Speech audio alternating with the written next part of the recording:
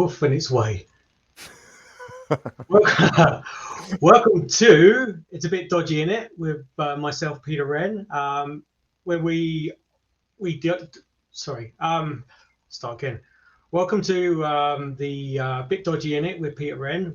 We dissect and discuss famous, infamous, and not so well-known cases of paranormal activity, ranging from hauntings to alien abductions and Bigfoot sightings. I'm your co-host, Peter Renn. Yeah, and I'm Jason Hewlett, the other guy who's a part of this dynamic duo of paranormal investigation. Yes. And this week, Pete, because we like to mix it up on this show, we're not going to do this kind of thing every week, but we do like to take famous cases, dissect them, famous people in the paranormal field, that kind of thing. And this week, we're taking a shot at the Warrens, Ed and Lorraine Warren, who remain very popular to this day. And before we get too deep into this, we want to acknowledge that the opinions we're about to present are contrary to what a lot of people in the paranormal field believe. Neither Peter and I have met Ed and Lorraine Warren. You didn't meet them at all, did you, Pete? No. Good. I didn't want to suddenly present false information. We're here to tell their story, but also point out some points of view that some of you might not agree with. I come from a journalism background myself, and the point of journalism is to provide both sides of the story. So, Peter, there's a bit of a controversy around Ed and Lorraine Warren. What can you kind of share on that? So they've been in the media numerous times. There's a lot of controversy in this field anyway. Like there's anyone that presents himself on any kind of form of media automatically goes under the knife of criticism, whether they're actually Hollywood, they're acting and stuff like that, or they're actually legitimate and stuff like that. With Ed and Lorraine Warren, they were kind of the pioneers of they weren't really much on TV. They didn't create their own TV shows or anything like that. They were there as a kind of a celebrity, the first celebrity entity within the paranormal field, particularly in North America. And at that time, they were pioneers in what they did, and it brought a lot of. On the positive side, it brought a bit more of a brighter light of what we do in the field, and also on the flip side of that, there's also the negative side as well. Yeah, and we'll get a bit into them right now. They were, as Peter said, American paranormal investigators and authors associated with prominent cases of alleged hauntings and paranormal activity, particularly during the 1970s and 80s. Ed was a self-taught and self-professed demonologist, author, and lecturer. Lorraine professed to be clairvoyant and a light medium who worked closely with her husband. In 1952, the Warrens founded the New England Society for Psychic Research, the oldest ghost hunting group in New England. They authored many books about the paranormal and their private investigations into various reports of paranormal activity. They claim to have investigated well over 10,000 cases during their career. That's a lot. The Warrens were also among the first investigators in the Amityville haunting. They also investigated the Annabelle dog. They also investigated the Annabelle doll. Looks like a dog. That'd be like a silent film. And the haunting of the Perron family, both of which became the basis for the Conjuring series of films. In fact, several of their more popular and documented cases became feature films or TV movies. Now, Peter, when you hear that, taking these cases, like you and I have investigated, what do you figure between the two of us over your 30-year career and my 20-year career? What, how many, hundreds, thousands of cases? Yeah, you can't count, but obviously at different points in my life, I was doing 1 or 2 investigations a weekend before I had kids and family and stuff like that. So yeah, on the back of my hand, probably about hundreds. I wouldn't say thousands. I think that would be a major exaggeration, but I would probably say about 300, maybe 400. Okay, and I'd be within the 100 range probably, especially in the last few years when you and I've kicked it into high gear. So none of our cases have been turned into movies or TV specials or anything except the ones we documented for We Want to Believe. So what do you hear when people take these cases and turn them into specific books and sell the rights to Hollywood? What goes through your head? Well, it's with the Warrens themselves. There was a lot of projection about the demons and it was a lot of portrayed of it being demon.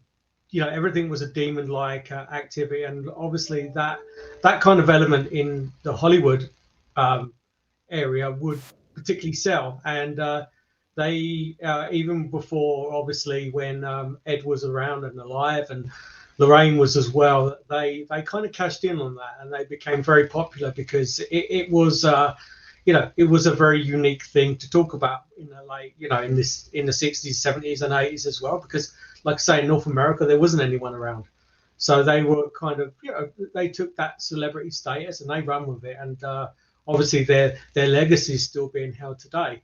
My own experience on it, I've like I say, I've attended hundreds of paranormal investigations over the years, and I'm connected with a diocese down in Washington State as well. I do a lot of documented investigations for him, and I'll be honest with you, I've never actually seen anything that warranted, pardon the pun, warranted anything to be demonic, not in the envisionment of the Catholic Church.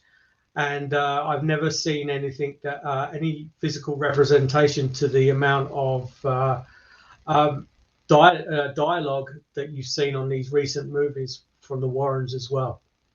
It's kind of interesting too, because when you think about back in like the 70s, 60s, 70s, even the early 80s, that was still kind of the end of the spiritualist movement too. Down in the States, that was really big. Like Hans Holzer was very much big into that spiritualist movement and, seances and everything. So it's a very dramatic time, I think, in terms of the paranormal. It was a lot more like out there, quote unquote, maybe. Do you think that kind of contributed also to those stories, like with Amity, especially when Amityville started happening, the Parent family case, you know what I mean? It was, and it was more like that in the UK as well. Like there was the Psychic Circle in the UK, and there's a lot of paranormal research groups that date back. I think the earliest one is that dates back to 1898 or something like that. That was the first paranormal research group, and they were very much spiritual. And it was all seances, and it only got to like the kind of the I don't know, probably about the 50s or 60s when they suddenly started using things like tape recorders and stuff like that, and then evolving into that more scientific approach where everything was documented in that particular way.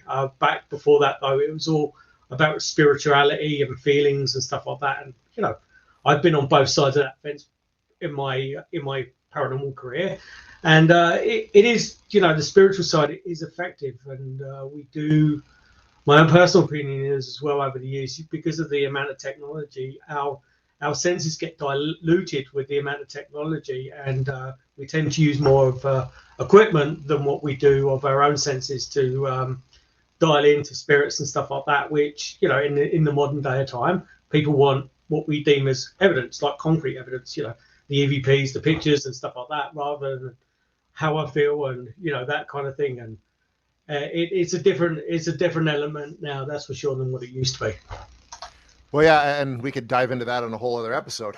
We can talk about the difference between the spirituality side and the scientific side. One thing, another case that the Warrens were alleged to have been involved in, and it was really driven into the forefront in the second Conjuring movie, is that they were part of the Enfield poltergeist investigation, which you and I have talked about in the past on our other show. There's a big criticism, though, with that, isn't there, Peter? Especially the way the movie portrayed that case. Can you get into that? So the actual Enfield poltergeist itself was obviously, it was televised. It was a alleged poltergeist activity event that happened in the late 70s, and there were multiple credible witnesses that were there that witnessed, such as police officers, and there was actually a nurse as well that witnessed multiple things being moved around and that kind of thing. The element that that the Warrens took on it was that they were they built a movie based on that actual event itself.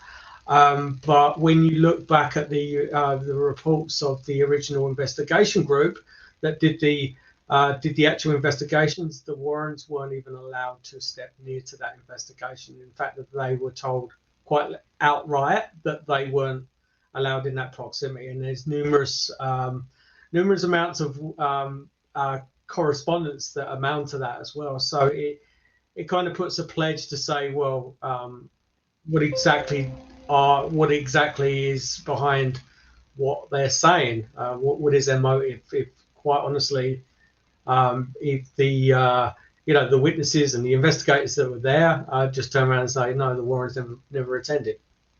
Well, I think I read their book, The Demonologist, and in that Ed basically admitted to whoever the writer was, I can't remember off the top of my head, that they just had copies of the audio tapes from the investigation where the little girl started sounding like an old man. I think that's as far as he said it went, but the movie makes it look like they were there and a big part of the investigation, even overtook the investigation from that, what was his name? Maurice. Don't have it in front of me either. Who actually was the main investigator at the Enfield poltergeist. You know what I mean? They made Ed and Lorraine seem to be the heroes of the day. Yeah, it was. So with that particular piece with the audio, quite frankly, the audio would have been anyone would have been able to get a hold of the audio because it was actually published on BBC as well, because they did a documentary on it shortly after, and because it was televised at that time and back in the UK and stuff like that. So that kind of audio would have been freely available. You could have just put a tape recorder up against your TV and got it that way rather than using digital and stuff like that. But it's definitely kind of a nail in the coffin for the Warrens in regard to their validity and stuff like that, despite despite them being what they perceived in public and stuff like that. With that and obviously some of their other cases, I question a lot about their authenticity and what exactly they were doing in the field. Well, here's a few of the other cases that the Warrens were involved in, notable ones. Arnie Johnson, who in 1981 was accused of killing his landlord, Alan Bono.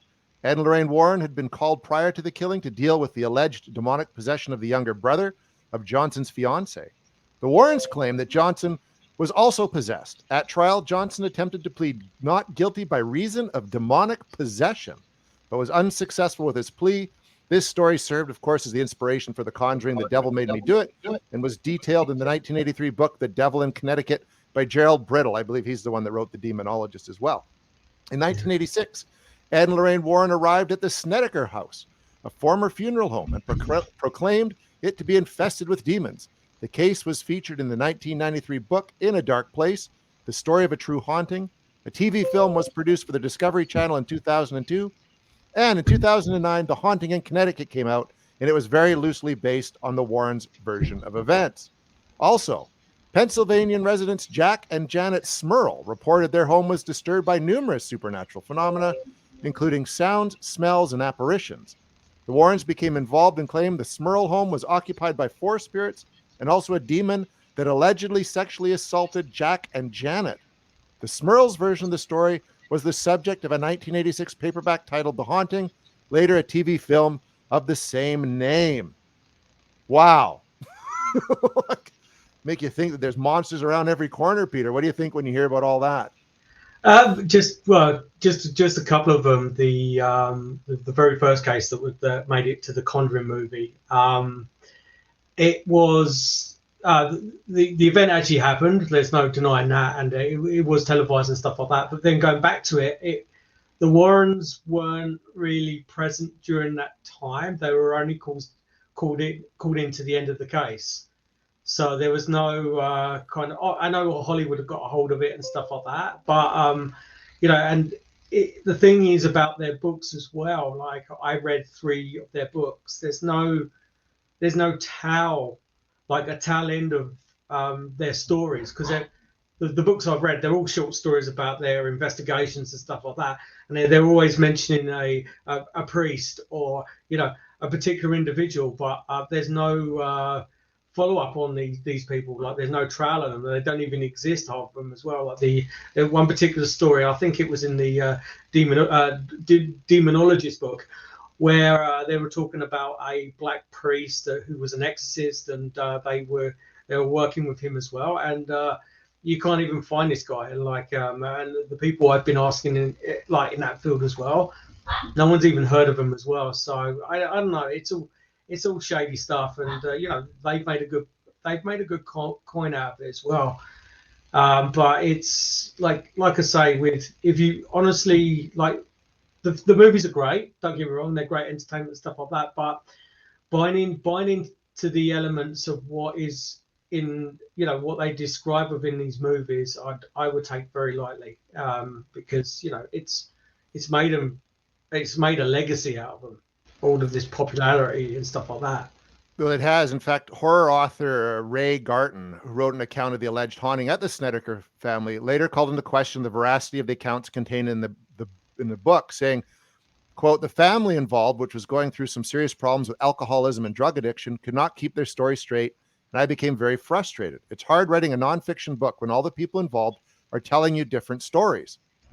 To paranormal investigator Benjamin Radford, Garton said of Lorraine, quote, "If she told me the sun would come up tomorrow morning, I'd get a second opinion." So people who are actually involved with that even had doubts about what the Warrens were saying as well. Yeah, it's definitely questionable for sure. There was also the Amityville case as well, with especially the photograph, right? Yeah, the photograph on the stairs and that kind of thing. I know a few credible groups that have actually gone in there and investigated the house, and never, nothing's ever come of it or anything like that. But what's kind of funny about the whole what's the name of the family again? Sorry. Oh, that would be the Snedeker family? Yeah, no, the Amityville house, the one. The Amityville family were Lutz.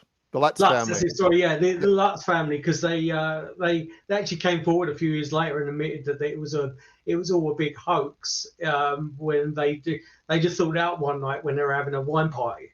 So yeah, that's totally it. And so they got blatantly called out, and the fact that the Warrens there, led to question what were they, if they actually attended there, what exactly happened, because none of the stories that that came out of the books that were produced by the events that happened after that tragedy has ever been credible after that. So no, Jay Anson's book was called into question. Of course, the movie was based on that. I think even Hans Holzer wrote a book on Amityville as well. Yeah. The one thing that has been pointed out that we talked about earlier is that there's been nothing really scientific in their process, right? The Warrens were highly religious. They were Catholics, and they approached every case with that in the forefront of their minds. And they backed up their perspectives with other clergy and like-minded people. So they never would bring in an actual scientist to look at these cases. They just get people that kind of supported their thought process. And we actually see a lot of this, don't we, in the field even today, Peter, when there's that line in the sand, like we said, between, say, people that are more scientifically based like us, and then people who are more spiritually based. I mean, the subject demon, it has multiple representations in different cultures. A demon in certain cultures is positive. Some, obviously in the Catholic Church, is deemed as a kind of a negative kind of perspective as well. So there's that balance. But yeah, with the Warrens, it was never kind of, here's some credible evidence, that kind of thing. It was always witness accounts, and it was always under that religious kind of perspective as well, where there was, the good guys and the bad guys and stuff like that, which, in modern days times, particularly under the Vatican and stuff like that, it was proven, well, it was actually a truth where the Warrens actually undertook alleged exorcisms, that they missed a few vital steps in relation to determine whether it was a legitimate demonic possession or not. The key element that was missing out all of the time was science, and that kind of puts a dampener on what they did. And obviously these other smaller these all of a sudden, these demonologists that poke their heads up everywhere, it's just like, they've been a part of exorcisms and stuff like that. They're playing with people's lives, and regardlessly whether you believe in demons or not, like when you're relaying that someone's got a demon inside them, if they haven't and they've got some psychological issue, that's going to have an impact regardlessly on them and their family as well. So it's, you're toiling with death basically in what you're doing. Well, and even, isn't it, with the gentleman you deal with in the Roman Catholic Diocese, one of the first steps is you do like an assessment in terms of mental health, like psychologists, addiction issues, anything like that, before you even get to looking at the fact there might be something more spiritual involved. It's 101, and I know the Vatican Church over the last 2 decades have had a negative light pointed at them in relation to mistreatment of people and stuff like that. But since I've been doing what I've been doing now for the past decade, it's the number one protocol with, and I know the Vatican's been beating that drum for some time, that before there's even a consideration of some kind of formal exorcism, a full medical evaluation must be undertaken, and it's not just their brain, it's their body as well. And that's then when, if that, the ticks a box and says, let's go to the next stage where there's nothing mentally or physically wrong with them, that's when I kind of encroach in and look at their house and look at, them and their environment and stuff like that. So despite what they portray on TV, it's like, oh, there's poor little Annie, she looks like she's possessed, let's get a priest in and throw holy water over her. And it doesn't work like that in the real world, thank God. No kidding. Well, I got one last parting shot at the Warrens here, Pete. I recently read a book called The World's Most Haunted House by William J. Hall, which documents the story of the Bridgeport poltergeist. Now, Hall compiles reports on this haunting from the family involved, the police, firefighters, religious personnel, and other witnesses, which goes beyond anything you'll read in an Ed and Lorraine Warren book. But the Warrens were involved in this case to some degree, did nothing to actually help resolve the problem, and stuck the Goodin family with a rather large long-distance bill. Who was Ed Warren calling? The media. According to this book, the majority of the Warrens' involvement was getting the case media attention, and that's really about it. And that kind of sounds, sadly, like a lot of what we've heard. Yeah. It's probably the icing on the cake, really. Yeah, and that's kind of why I saved that. And again, like, these are just reports. There's no doubt that they did a lot of work in the field. They got a lot of positive attention on the paranormal, and I'm sure some of the cases they were involved in were legit. But you also got to take some of the stuff with a grain of salt, because people will read the books, they will watch the movies because of how they're portrayed, based on the true story, and believe everything completely outright without stepping back and doing further research. We've always done that as people, but people tend to do it a lot more now in our modern world. Like, they just look for what they want to find in it. And that's kind of why on this show from time to time, like with the Warrens, we're going to kind of present just a different perspective. Maybe where the two guys on the Muppet Show up in the balcony. Yeah. That's kind of what Peter and I try to do in some of these instances. Yeah, we won't always see eye to eye with the audience, and everyone has their own beliefs, and which we totally respect as well. But it is nice to say how it is and kind of have that skeptical edge, being a paranormal investigator as well, against most things in this field. And I think having a healthy skepticism. That's a tough word, I know. It definitely helps as well, because not everything out there is paranormal, for sure. No, and in fact, a lot of the times we found on our cases, they're not paranormal. There's a different explanation involved. So that wraps up this week's deep dive here on Bit Dodgy Innit. I'm trying to get Bit Dodgy Innit. Bit Dodgy Innit. Next week, we actually are talking to an experiencer about his experiences growing up in a haunted house. We're looking forward to that. I guess until then, Peter, I'm Jason Hewlett. And I'm Peter Renn. Stay spooky. And if you're watching this on the YouTube, which I sincerely hope you are, please subscribe to the channel and click on notifications. Do the same with the podcast platform with our podcast. Yeah, there you go. Thanks, guys.